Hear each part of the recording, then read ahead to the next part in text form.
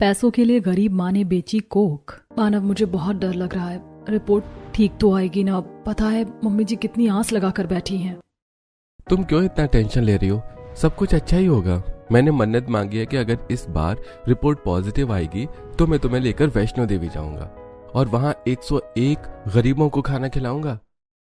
मानव अपनी पत्नी अर्चना को दिलासा दे रहा होता है कि तभी डॉक्टर केबिन से नर्स बाहर आती है। आप ही मिस्टर एंड मिसेस कपूर हैं? डॉक्टर आपको बुला रहे हैं। मानव अर्चना का हाथ पकड़ता है और अब वो डॉक्टर के केबिन में जाते हैं और बैठ जाते हैं। डॉक्टर साहब, रिपोर्ट में क्या है? इस बार सब ठीक है ना? मैंने आपको पहले ही कहा था कि अर्चना कंसीव नहीं कर सकती। इनके बच्चीदानी में प्रॉब्लम है, इसीलिए ये कभी भी बायोलॉजिकल तरीके से बच्चा नहीं पैदा कर सकती। आज के टाइम पर बच्चा पैदा करने के काफी सारे ऑप्शंस हैं। आप आईवीएफ करवा सकते हैं या तो अनाथ आश्रम से भी बच्चा गोद ले सकते हैं। डॉक्टर, अपना बच्चा तो अपना बच्चा होता है ना, और मैं अपना बच्चा अपने कोख से जन्म देना चाहती हूँ। कोई तो इलाज होगा, कोई तो ऑपरेशन होगा, यहाँ नहीं तो कहीं बाहर। मैं आपकी प्रॉब्लम समझ सकती हूँ, मैं भी एक औरत हूँ। अगर कोई ट्रीटमेंट होता तो मैं बता देती, लेकिन इसका कोई सॉल्यूशन नहीं है। अर्चना रोने लगती है, जिसे देखकर अब मानव अर्चना को संभालता है और उसे लेकर घर आता है। हॉल में बैठी अर्चना की सास जब उसे इस तरह से देखती है तो सब समझ जाती है। क्यों रो रही है? मत रो, माता रानी है ना, वो एक दिन सब ठीक कर देंगी। शादी को 6 साल हो चुके और अभी तक मैंने आपको कोई खुशखबरी नहीं दी। डॉक्टर ने साफ साफ मना कर दिया। लगता है मेरी किस्मत में बांझ रहना ही लिखा है। अर्चना की शादी को 6 साल हो चुके थे, लेकिन अभी तक वो मां नहीं बन पाई थी। पर इसके बावजूद भी अर्चना की सास और पति उसका साथ नहीं छोड़ते और उसे हमेशा सपोर्ट करते हैं। इसी तरह अब हफ्ता भर बीत जाता है। अर्चना बाहर से शॉपिंग करके घर आई होती है और देखती है कि घर पर उसकी 2 पड़ोसन और एक बाबा बैठे हुए हैं, जिन्हें देखकर। अरे आंटी, आप नमस्ते। ये आपके साथ बाबा कौन है? हम कब से तेरा इंतजार कर रहे थे। अरे ये एक बहुत सिद्ध बाबा हैं। आज तक जिन जिन लोगों की इन्होंने पूजा करवाई है ना, उनकी सारी परेशानी हल हो गई है। धन दौलत से जुड़ी हो, शादी से जुड़ी हो या बच्चा ना हो रहा हो, तेरी भी तो यही दिक्कत है ना। फिक्र मत कर, ये ऐसी पूजा करवाएंगे जिसके बाद तुझे महीने के अंदर ही खुशखबरी दे देगी। अगर ये लोग इतना कह ही रहे हैं तो कर लेते हैं पूजा, क्या पता यही तेरी परेशानी का उपाय हो। अपनी सास की बात मानकर अर्चना पूजा के लिए तैयार हो जाती है और थोड़ी देर में वो बाबा पूजा की सामग्री के लिए सारा सामान ले आते हैं और घर के आंगन में बैठकर पूजा शुरू कर देते हैं। वो बाबा इस पूजा के लिए एक छोटे से बकरे की बलि देने वाले हैं। ये देखकर अर्चना, ये आप क्या कर रहे हैं? रुक जाइए, इस मासूम जानवर की क्यों बलि दे रहे हैं?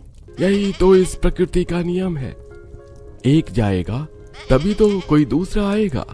माता बलि से ही खुश होती हैं। वो बाबा बकरी की बलि देने ही वाला होता है कि तभी ऑफिस से मानव घर आता है और ये सब देखकर जल्दी से उस बाबा को रोकता है और गुस्से में, क्या हो रहा है ये? माँ, ये बाबा कौन है? और अर्चना, तुम क्यों यहाँ पर बैठी हुई हो? बेटा, ये एक सिद्ध बाबा है। अगर ये इस बकरी की बलि देंगे तो अर्चना 6 महीने के अंदर ही खुशखबरी दे देगी। हाँ बेटा, सही कह रही है तेरी माँ। बंद करिए आप सब लोग ये बकवास, और जैसे इस बकरी को लेकर आए हैं ना, वहीं छोड़कर आइए। कोई बलि नहीं दी जाएगी मेरे घर में। और अर्चना, तुम कब से इन चीजों में मानने लग गई? और माँ, आपको अगर इतना ही बच्चों की इच्छा हो रही है तो ला देता हूँ अनाथ आश्रम से एक बच्चा, लेकिन मेरी बीवी इन चीजों में नहीं बैठेगी, समझे आप लोग?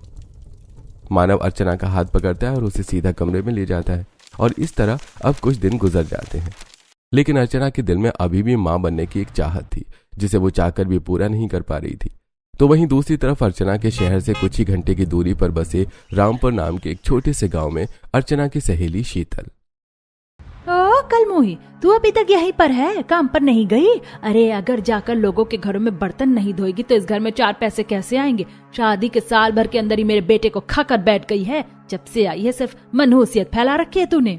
आप क्यों हमेशा भाभी को ताने देती रहती हैं? भैया की मौत एक हादसे में हुई थी, इसमें इनका क्या कसूर? और जिस तरह आपने एक बेटा और मैंने अपना भाई खोया है, इस तरह भाभी ने भी तो अपना पति खोया है। ये चाहती तो मायके जाकर दूसरी शादी कर सकती थी, लेकिन इन्होंने यहाँ रुककर हमारा ख्याल रखने का फैसला किया। और आप हैं कि इस मनहूस की वजह से तुम मुझसे जुबान लड़ा रही है। मेरे बेटे के गुजर जाने के बाद क्या हालत हो गई हमारी? लोगों के घरों में झाड़ू पोछा करके हमें अपना गुजारा करना पड़ रहा है, और तू अब क्या खड़ी खड़ी घूरती रहेगी या जाकर काम करेगी? शादी के साल भर के अंदर ही अरुण की ट्रक चलाते हुए एक हादसे में मौत हो जाती है, जिससे ना ही शीतल अपनी शादीशुदा जिंदगी जी पाती है और ना ही मां बन पाती है। तो वहीं आज शादी के सालों के बाद भी हर रोज उसे अपनी सास संगीता से ताने सुनने को मिला करती थी। ऐसे ही एक दिन, संगीता तुम घर पर ही हो, चलो अच्छा है, परसों मेरी बहू की गोद भराई की रस्म है, तुम और प्रीति जरूर आना। हाँ हाँ क्यों नहीं, हम जरूर आएंगे, तुम्हारी बहू भी तो मेरी बेटी जैसी है। लेकिन एक बात याद रखना, अपनी बहू को मत लाना। भले ही शादी के साल भर के अंदर पति के गुजर जाने के कारण वो मां नहीं बनी, लेकिन अब वो एक बांझ कहलाएगी। अब पता है मुझे पल्लवी, और मैं एक बांझ का सहारा एक गर्भवती औरत के ऊपर नहीं पड़ने दूंगी। मैं तो खुद परेशान हूँ उससे। अपनी सास और पड़ोसन पल्लवी की ये बातें शीतल सुन लेती है और वो अब आंखों में आंसू लिए शीतल गांव में बनी नदी किनारे जाकर रोने लगती है। इसमें मेरा क्या कसूर? अगर मैं शादी के साल भर के अंदर मां नहीं बन पाई तो मेरे पति मेरे पास रहते ही कहाँ थे? काम के सिलसिले में अक्सर उन्हें बाहर ही रहना पड़ता था। सच में इस समाज में एक विधवा और बांझ औरत के लिए कोई जगह नहीं है। शीतल काफी देर तक नदी किनारे बैठकर ही रोती रहती है और इसी तरह अब हफ्ता भर गुजर जाता है। और आज शीतल की सास संगीता की बहन कौशल्या प्रीति के लिए शहर का एक रिश्ता लाई होती है। रिश्ता तो बढ़िया है कौशल्या, लेकिन रिवाज तो ये होता है कि लड़के वाले लड़की वालों के घर आते हैं तो वो लोग आएंगे ना घर, लेकिन गांव नहीं आ सकते। शहर में मेरी नंद रहती सरस्वती, उससे बात कर ली है मैंने, हफ्ता भर उसके घर पर ही रह लेना और रिश्ते वाले भी वहाँ आ जाएंगे। एक बार अगर हमारी प्रीति का रिश्ता यहाँ लग गया ना तो वो इस गरीबी से निकल कर एक अच्छी जिंदगी जिएगी। और तुम ट्रेन की टिकट की पैसों की भी फिक्र मत करो, वो मैं करवा दूंगी और आने जाने के लिए भी पैसे दे दूंगी। प्रीति भी तो मेरी बेटी जैसी है। 2 दिन बाद की ही कौशल्या शहर जाने की ट्रेन की टिकट बुक करवा देती है। तो वहीं 2 दिन बाद संगीता अपनी बहू और बेटी के साथ ट्रेन का सफर तय करते हुए शहर पहुंचती है, जहां वो सब सरस्वती के घर पर रुकते हैं। अब आप सब लोग आराम कर लीजिए। काकी, वो यहाँ आसपास कोई मंदिर वगैरह है क्या? मैं थोड़ी देर वहाँ हो आती हूँ। हाँ मंदिर तो है, यहीं चौक पार करके है, तुम चली जाओ।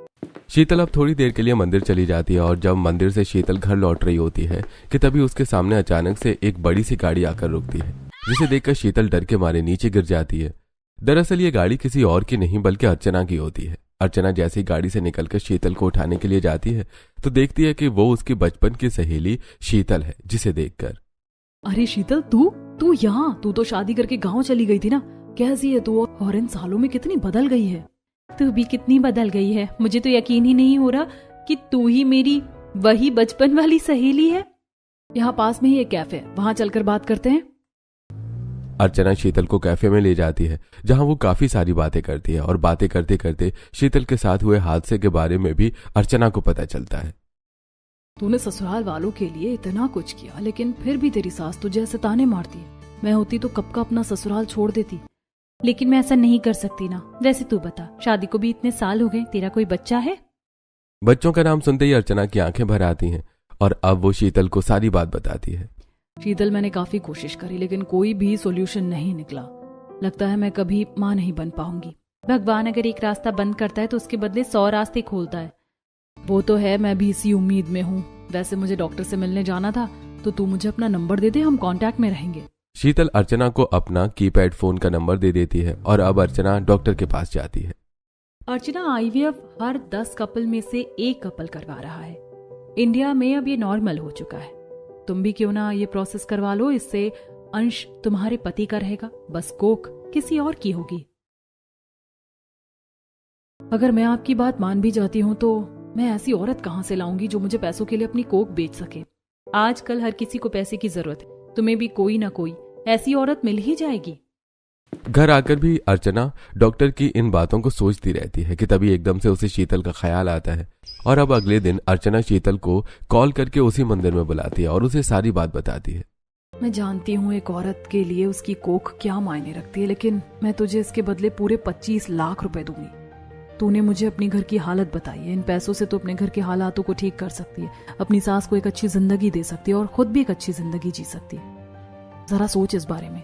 काफी देर तक शीतल अर्चना की बातों को सोचती है और मैं तुम्हें अपनी कोख बेचने के लिए तैयार हूँ। कम से कम इससे मेरी सास और नंद की जिंदगी तो संवर जाएगी और शायद फिर मेरी सास मुझे ताने ना दे। सिर्फ अपने ससुराल वालों की एक अच्छी जिंदगी के लिए शीतल अपनी कोख बेचने के लिए तैयार हो जाती है। तो वहीं अर्चना मानव को भी इस चीज के लिए मना लेती है और अगले दिन शीतल फिर से मंदिर जाने का बहाना करके अर्चना के साथ डॉक्टर के पास चेकअप के लिए जाती है और शीतल के चेकअप के बाद ये बेबी कंसीव कर सकती है, बस आईवीएफ प्रोसेस चालू करने की देरी है। शीतल 1 हफ्ते के लिए शहर में थी और इसी 1 हफ्ते के अंदर डॉक्टर उसका आईवीएफ प्रोसेस कर देते हैं और आज शीतल अपनी सास और नंद के साथ वापस गांव जाने वाली होती है। 15 से 20 दिन में इस आईवीएफ प्रोसेस का असर दिखेगा। तुम अपना ख्याल रखना और किसी भी चीज की जरूरत हो तो फौरन मुझे कॉल कर देना, मैं आ जाऊंगी। हम तुम्हारे ये एहसान कभी नहीं भूल सकते। तुम नहीं जानती कि तुम हमारे लिए क्या कर रही हो। माँ भी बहुत खुश है कि अब उन्हें भी कुछ वक्त में खेलने के लिए एक पोता या पोती मिलने वाली है।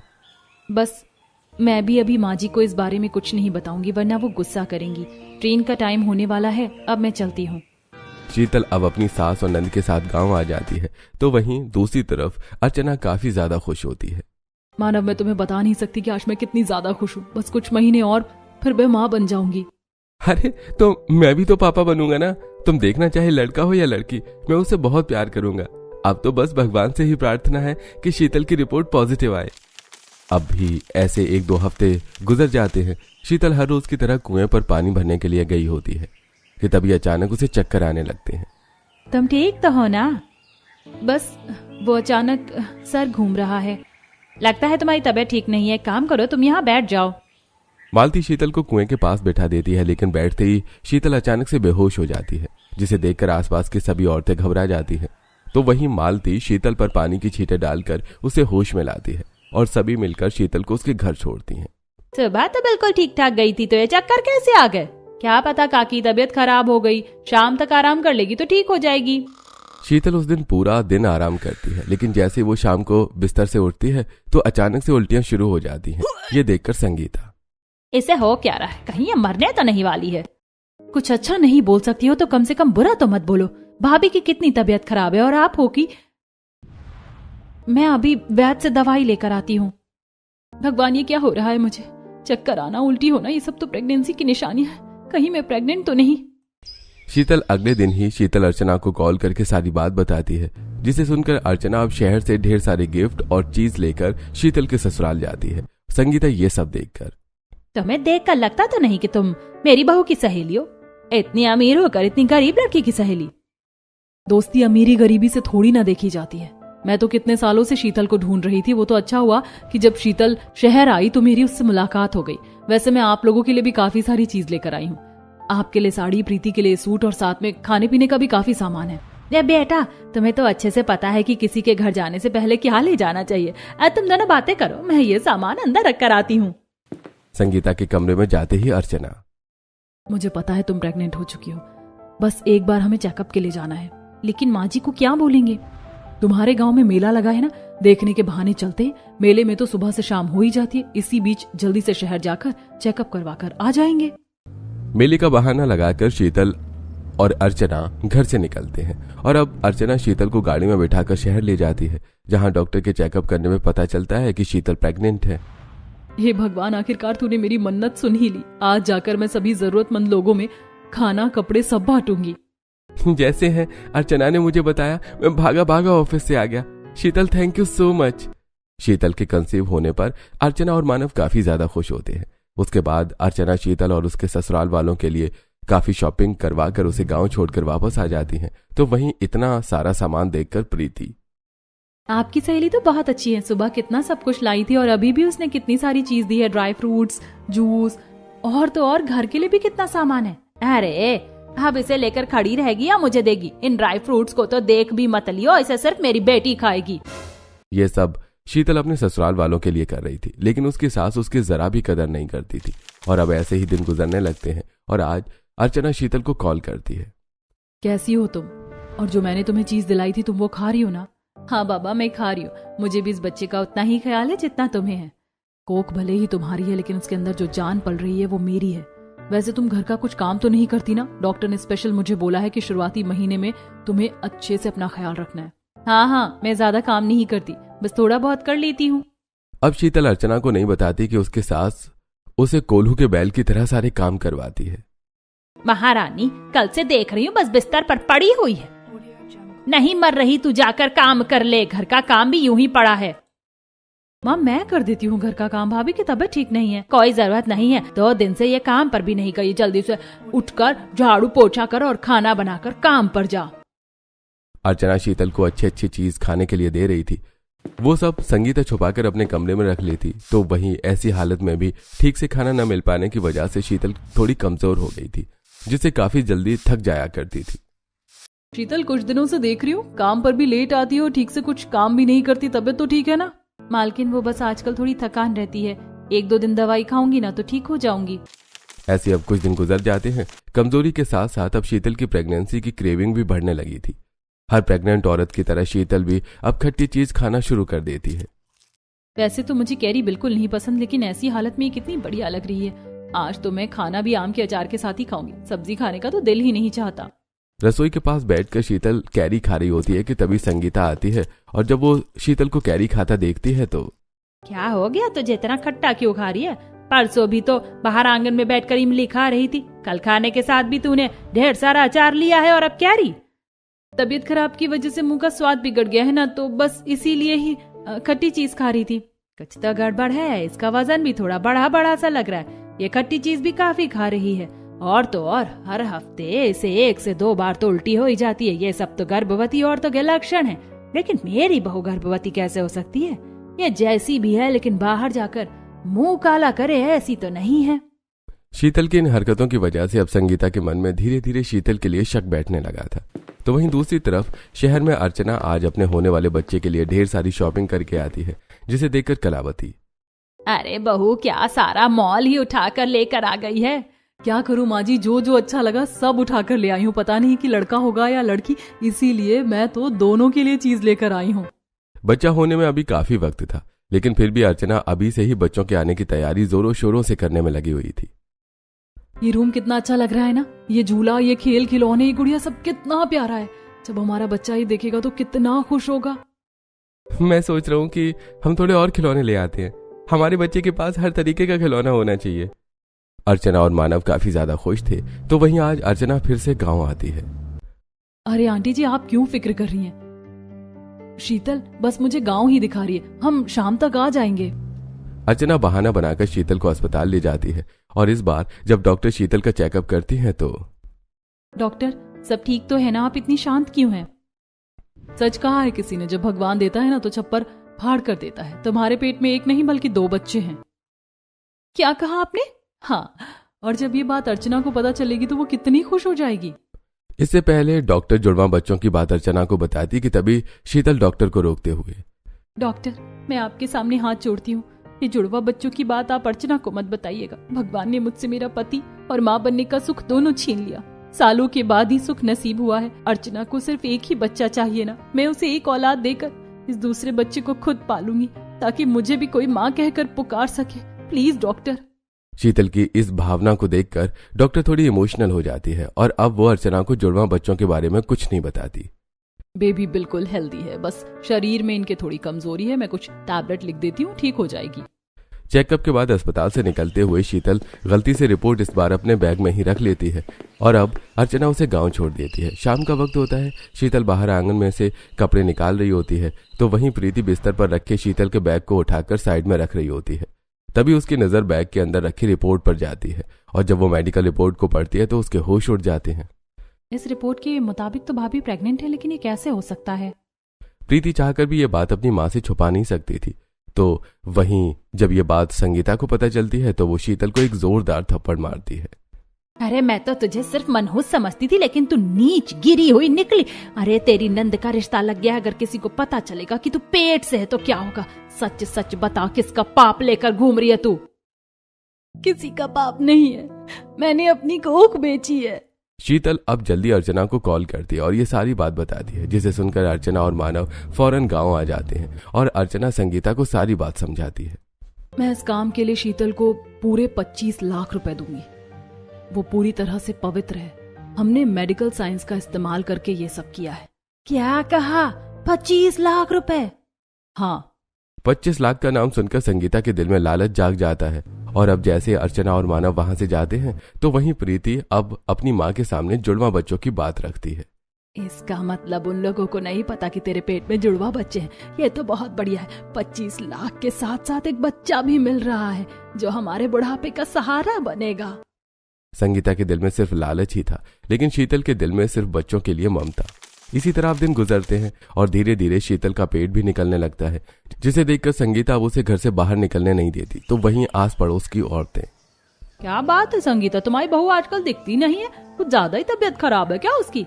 अरे उसके पेट में कोई दिक्कत है, डॉक्टर ने ऑपरेशन बताया है, तो बस उसी की दवाई चल रही है। संगीता आसपास के लोगों से बहाना शुरू कर देती है। समय यूं ही गुजरता है और शीतल का 8वां महीना लग जाता है, जिसे देखकर अर्चना शीतल और उसके घर वालों को लेकर अपने फार्म हाउस पर आती है और धूमधाम से शीतल की गोद भराई की रस्म होती है। ये सोने का सेट तुम्हारे लिए, जितना हमारे लिए कर रही हो ना, उसके सामने तो बस ये छोटा सा तोहफा है। अपनी बहू को इतना सब कुछ मिलता देखकर संगीता का लालच बढ़ता ही जा रहा था और अब वो पैसों का इंतजार कर रही थी। तो वहीं दूसरी तरफ अर्चना अब एक सगी बहन की तरह शीतल का ध्यान रखती है, उसे शॉपिंग करवाना, योगा क्लासेस ले जाना, अपने हाथों से खाना बनाकर खिलाना, जिसे देखकर शीतल खुश तो थी, लेकिन जुड़वा बच्चों की बात छुपाने का रिग्रेट भी उसके मन में था। वैसे अर्चना, अगर कल को मुझे जुड़वा बच्चे हुए तो तुम क्या दोनों बच्चों को रख लोगी? हाँ हाँ, क्यों नहीं, मैं दोनों को प्यार करूंगी और 2 बच्चों के बदले मैं तुम्हें 25 नहीं पूरे 50 लाख रुपए दूंगी।